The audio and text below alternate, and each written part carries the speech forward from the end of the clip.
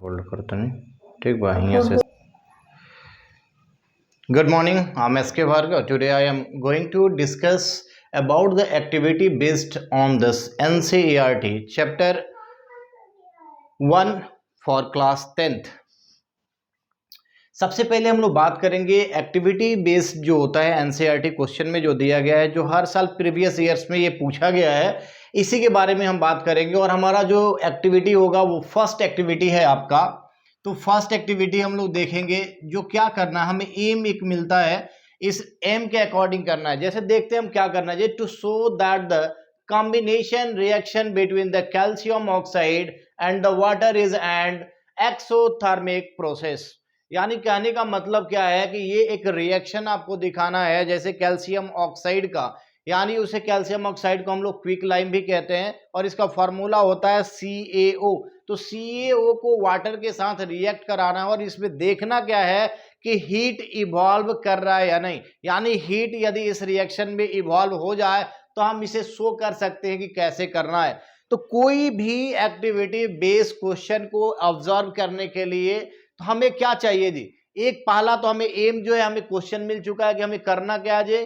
तो हमें दिखाना क्या है कि कैल्शियम ऑक्साइड एंड वाटर का जो रिएक्शन है वो एक्सोथर्मिक है। तो इसलिए हमें मटेरियल रिक्वायरमेंट है। मटेरियल के रूप में हमें क्या चाहिए, तो पहला आपका केमिकल सब्सटेंस जो है वो है कैल्शियम ऑक्साइड, दूसरा जो है वो है वाटर, और तीसरा जिसमें इसको पुट करके हम ऑब्जर्व करेंगे कि ये एक्सोथर्मिक रिएक्शन है या नहीं, वो तीसरा चीज है आपका बीकर। तो बीकर हम सबसे पहले क्या करते हैं, तो हम इसमें देखने के लिए तो हमारा प्रोसीड्योर जो होता है, तो मटेरियल हमें इसमें करना क्या है, तो क्विक जैसे हम लोग देखते हैं हमें इसे टेक करना होता है। जैसे हम मान लो कि टेक कर लिए, आपका टेक करने के लिए हम देखते हैं कि 5 ग्राम हम कैल्शियम ऑक्साइड ले लेते हैं। 5 ग्राम कैल्शियम ऑक्साइड को क्या करना है जी, एक बीकर में डाल देना है। ये आपका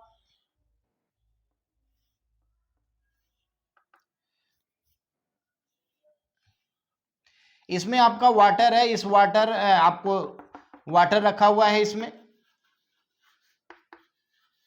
इस वाटर में 5 ग्राम आपको करना क्या है जी, 5 ग्राम आपको इसमें डाल देना है, क्या चीज है वो कैल्शियम ऑक्साइड।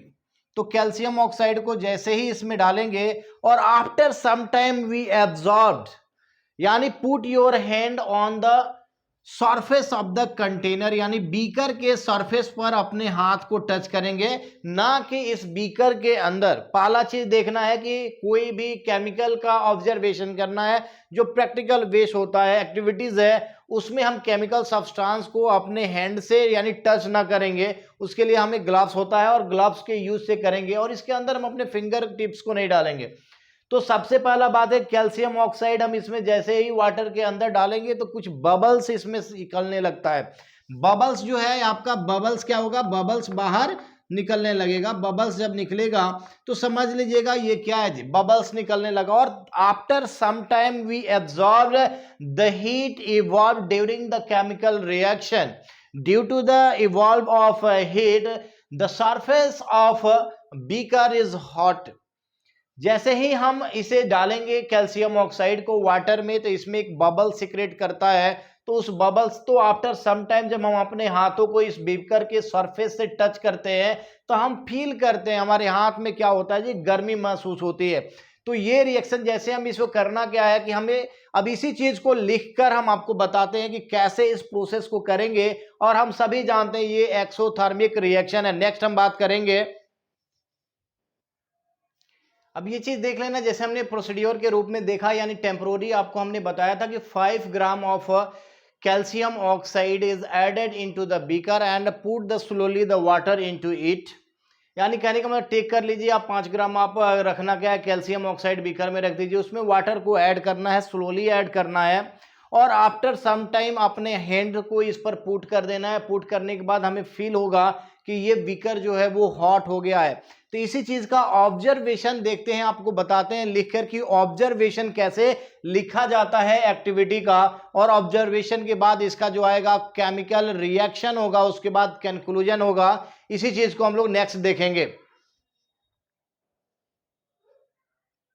अब हम लोग इसमें देख लेंगे कि ऑब्जर्व हमने क्या किया था। तो ऑब्जर्वेशन में क्या होता है कि जो चीज हम नोटिस करते हैं रिएक्शन के दौरान, जैसे हमने अपने हाथ को बीकर के सरफेस पर रखा था तो हमें महसूस हुआ कि वो गर्म है, तो इस चीज को हम लोग ऑब्जर्वेशन क्या करेंगे कि इस चीज को ऑब्जर्व करेंगे कि क्या हुआ। तो सबसे पहले हम देखते हैं कि कैल्शियम ऑक्साइड को हमने लिया था, तो calcium oxide reacts with water vigorously, यानी कैल्शियम ऑक्साइड जो होता है वाटर के साथ जो होता है वो बहुत अच्छे तरीके से क्या करता है, अच्छे तरीके से रिएक्ट करता है, यानी विगोरसली रिएक्ट करता है। और रिएक्ट करने के बाद कैल्शियम जो है ऑक्साइड वाटर के साथ जब रिएक्ट करता है तो कैल्शियम हाइड्रो ऑक्साइड बनाता है, और साथ ही इसमें क्या होता है, हीट का इवोल्यूशन होता है, यानी कह सकते हैं इसमें, यानी टेम्परेचर जो होता है राइज होता है। यानी वाटर का जो नॉर्मल टेम्परेचर हम जो नोटिस करते हैं, जो नोट करके रखे हुए रहते हैं, तो इस जैसे ही कैल्शियम ऑक्साइड को उसमें पुट करते हैं तो टेम्परेचर इंक्रीज होने लगता है। तो टेम्परेचर जब इंक्रीज होता है रिएक्शन के दौरान तो यही आपका होता क्या है, ये इवोल्यूशन ऑफ हीट। अब इसके केमिकल रिएक्शन को हम लोग देखते हैं कि केमिकल रिएक्शन इसका कैसे कराएंगे। तो सबसे पहला आपको पता होना चाहिए कि कैल्शियम ऑक्साइड आपको मिलेगा कैसे। तो आपको हम एक रिएक्शन बता देते हैं कि कैल्शियम जब ऑक्सीजन के साथ रिएक्ट करता है, यानी calcium reacts with oxygen to form calcium oxide, यानी CaO। अब कैसे बनता है एक बार इधर भी देख लीजिए कि कैल्शियम की वैलेंसी जो होती है वो 2 होती है और ऑक्सीजन का वैलेंसी जो होता है वो भी 2 होता है। क्रॉस जैसे ही आप करेंगे तो ये आपका बना देता है क्या है जी, CaO। अब CaO को क्या करना है, रिएक्ट करा देना है वाटर के साथ, रिएक्ट कराना है आपको वाटर के साथ। और जब हम वाटर के साथ रिएक्ट करवाते हैं तो ये क्या बनाता है जी, कैल्शियम हाइड्रोक्साइड। तो कैल्शियम यानी वाटर इसमें जो टूटता है वो OH माइनस आयन प्रोवाइड करता है, और यही OH आयन, जैसे calcium OH ion, hydro oxide ion जो होता है माइनस, तो इसकी वैलेंसी 1 होती है और कैल्शियम का 2 होता है, और ये बनाता क्या है, CaOH का होल 2।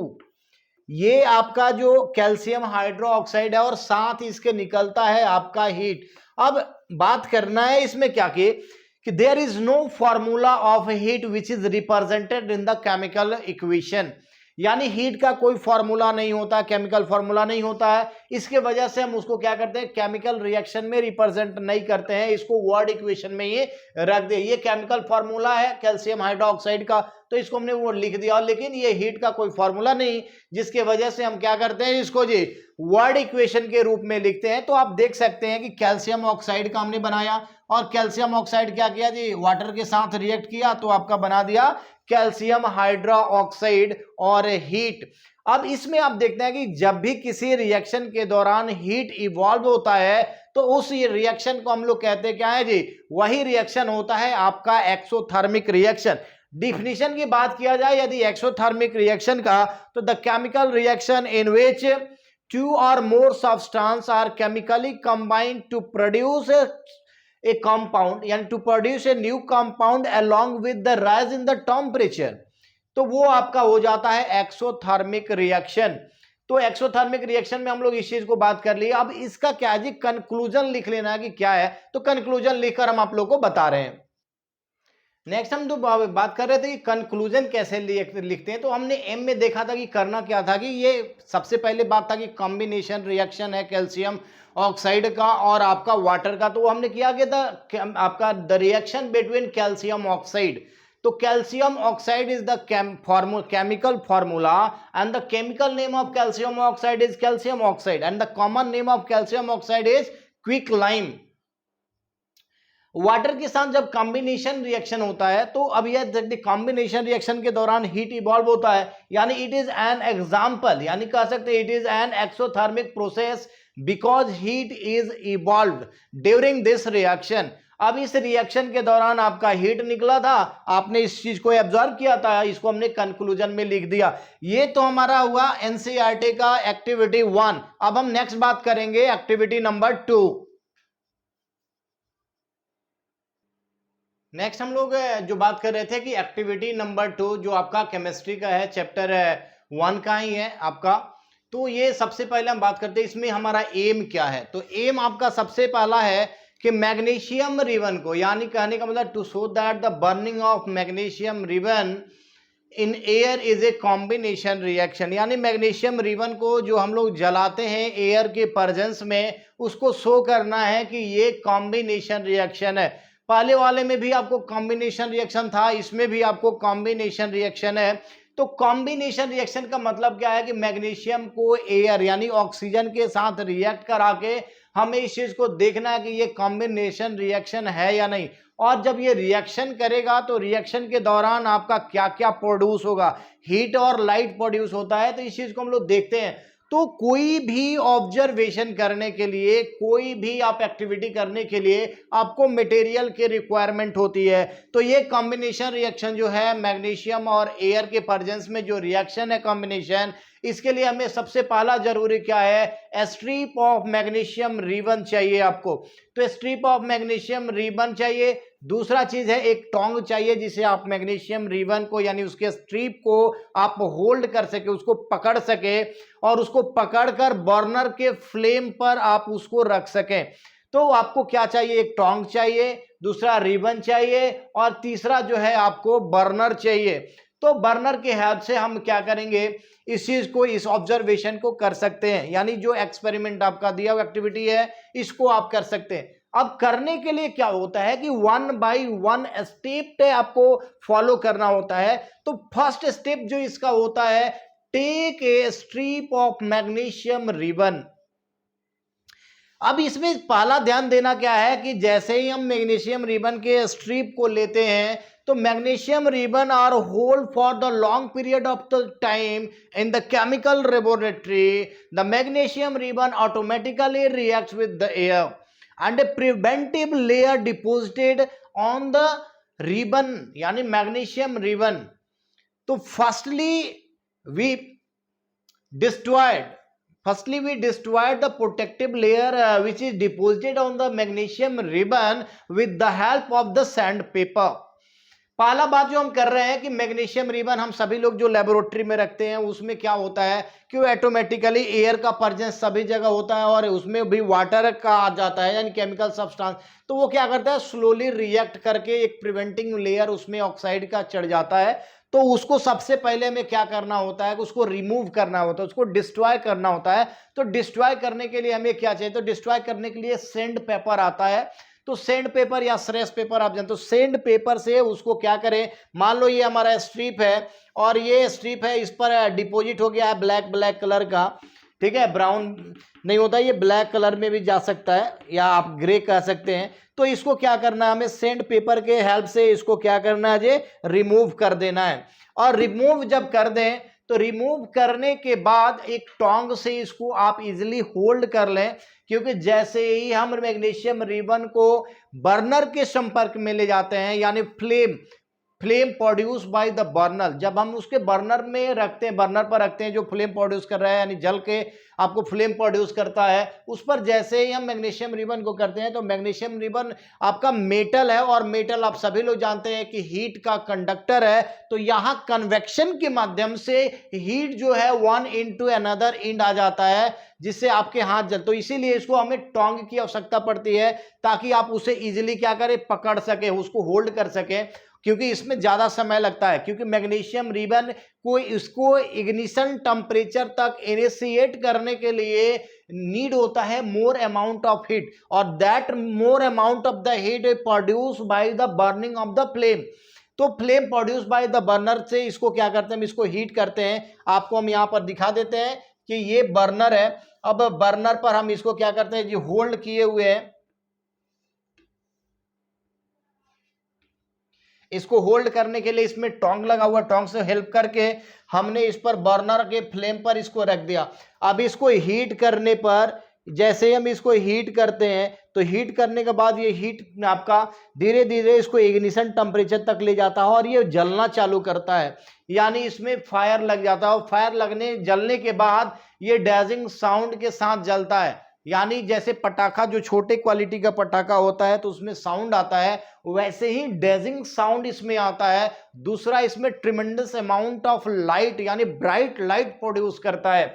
तो ब्राइट लाइट जो है आपके आंखों के लिए भी नुकसान होता है। तो कोशिश करेंगे इस एक्टिविटी को करने के लिए आपके पास क्या होना चाहिए, लैब में आपको गूगल्स प्रोवाइड्स किया हुआ रहता है, उस गूगल्स को आप सामने रखें, या जो आप एक्सपेरिमेंट कर रहे हैं उस एक्सपेरिमेंट को कुछ दूरी से करें ताकि इससे आपके आई को कोई भी इन्फेक्ट ना कर सके, यानी आपके आई को कोई भी इन्फेक्शन ना लगे। तो इस चीज को हम जब होल्ड करते हैं, अब देखते हैं कि इसके ऑब्जर्वेशन हम क्या कर सकते हैं और केमिकल रिएक्शन क्या है, इस चीज के बारे में अब हम जानेंगे।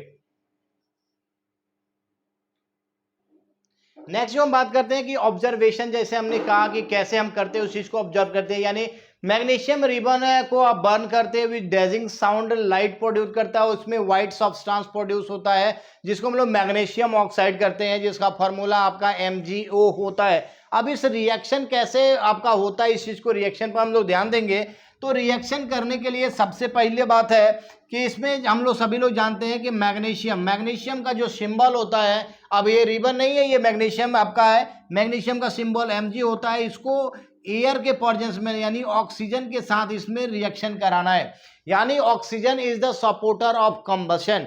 तो कंबशन, ये मैग्नीशियम जो है कंबस्टिबल सब्सटेंस होता है जो ऑक्सीजन के प्रेजेंस में हीट करने के बाद ये जलने लगता है, तो जलकर ये प्रोवाइड करता है आपका MgO, और MgO के साथ साथ इसमें हीट निकलता है और हीट के साथ इसमें लाइट निकलता है। तो हीट और लाइट का कोई भी केमिकल फॉर्मूला नहीं होता है, इसलिए हम इसको वर्ड के रूप में रिप्रेजेंट करते हैं इक्वेशन में। अब इस रिएक्शन को हम लोग बात करते हैं कि रिएक्शन कैसे कराते हैं। तो रिएक्शन जैसे मैग्नीशियम का जो वैलेंसी होता है 2 होता है और ऑक्सीजन का वैलेंसी जो होता है 2 होता है, क्रॉस करके आप इसे बना सकते हैं MgO। अब इस रिएक्शन को, तो इसका वैलेंसी जो होता है मैग्नीशियम का 2 होता है, ऊपर हम लिख देते हैं इसको, मैग्नीशियम का 2 होता है और ऑक्सीजन का 2 होता है, क्रॉस मल्टीप्लिकेशन करेंगे MgO बनाता है। अब सिंपल सी बात है कि MgO जब रिएक्शन के दौरान बना, तो ये रिएक्शन जो है हम सभी लोग जानते हैं कि केमिकल इक्वेशन जो होता है 2 प्रकार का होता है, एक बैलेंस केमिकल इक्वेशन, दूसरा हो जाता है अनबैलेंस केमिकल इक्वेशन। तो chemical equation must be written on the balance form. जब तक आपको केमिकल रिएक्शन स्केलेटन या अनबैलेंस ना कहे लिखने के लिए, तब तक आपको हर हालत में बैलेंस केमिकल इक्वेशन होता है। बैलेंस क्यों करते हैं, तो आपने क्लास 9th में इस चीज को पढ़ा होगा, law of conservation of mass. Mass is neither created nor destroyed in a chemical reaction, यानी total amount of total mass of the reactant is always equal to the total mass of the product. तो यहां पर reaction में हमें देखना क्या है, ये तो जो रिएक्टेंट के तरफ जो एटम है, क्या जी, रिएक्टेंट के तरफ जो एटम है, तो एटम आपका मैग्नीशियम का एटम की बात करें तो मैग्नीशियम का एटम 1 है, ऑक्सीजन का एटम 2 है। और प्रोडक्ट साइड की ओर बात करते हैं, ये प्रोडक्ट है हमारा, प्रोडक्ट साइड की तरफ मैग्नीशियम 1 है बट ऑक्सीजन जो यहाँ पर है वो 2 है। तो फर्स्टली यहां पर हमें करना क्या है, ऑक्सीजन एटम को बैलेंस करना है। तो ऑक्सीजन एटम को बैलेंस करने के लिए हमें न्यूमेरिकल वैल्यू पुट करना होता है बिफोर द केमिकल कंपाउंड, यानी केमिकल कंपाउंड के पहले न्यूमेरिकल वैल्यू पुट करके ऑक्सीजन के अमाउंट को पूरा कर देना है, यानी number of oxygen atom balance करने के लिए इसमें हम 2 लगा लेते हैं। 2 लगाने के बाद हमारा हो गया कि Mg2MgO, यानी 2Mg हो गया, और यहां पर Mg क्या है, मैग्नीशियम भी 2 हो गया। अब इस साइड भी हम क्या करेंगे, मैग्नीशियम के साथ 2 यूज कर लेंगे और ये बन गया हमारा 2MgO प्लस O2, आपका एरो ये बनाता है 2MgO plus heat plus light. अब इसके हम बात करेंगे कि कंक्लूजन कैसे लिखा जाता है, इस लिख के हम आपको बता देते हैं।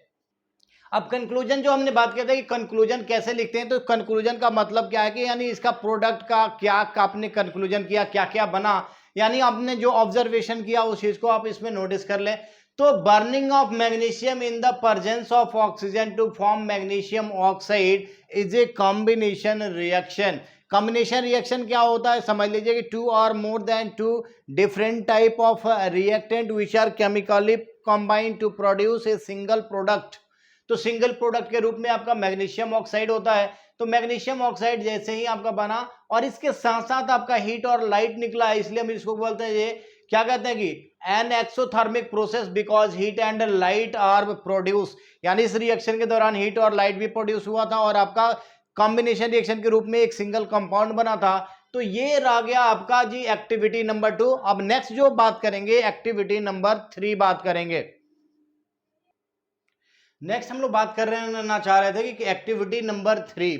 अब इस एक्टिविटी में हम लोग को शो करना है, यानी show that the thermal decomposition reaction, यानी हमने कॉम्बिनेशन रिएक्शन पढ़ लिया 2 में। अब यहां पर हमको क्या करना है जी, डिकम्पोजिशन रिएक्शन को हम लोगों को क्या करना है जी, एक्सपेरिमेंट के आधार पर शो करना है। तो सबसे पहले बात है पता होनी चाहिए कि डिकम्पोजिशन रिएक्शन होता क्या है। तो डिकम्पोजिशन रिएक्शन क्या है, the chemical reaction in which a single compound are break or split into 2 or more simpler form by heat, electricity and sunlight। यानी ऐसा रासायनिक समीकरण जो सूर्य के प्रकाश, ऊष्मा और विद्युत धारा के प्रभाव से टूटकर 2 और 2 से अधिक कंपाउंड का यानी यौगिक का निर्माण करता है, तो वो आपका होता है क्या, डिकम्पोजिशन रिएक्शन। तो यहां पर हमने क्या किया, ये थर्मल डिकम्पोजिशन, थर्मल यानी हीट करके किसी भी चीज को तोड़ना है। तो यहां पर हीट है, इसलिए हम लोग बोल रहे हैं थर्मल डिकम्पोजिशन रिएक्शन। यानी अब हम एक बार बना लिए, दूसरी बार इसको तोड़ने के लिए सीख रहे हैं कि तोड़ना कैसे है।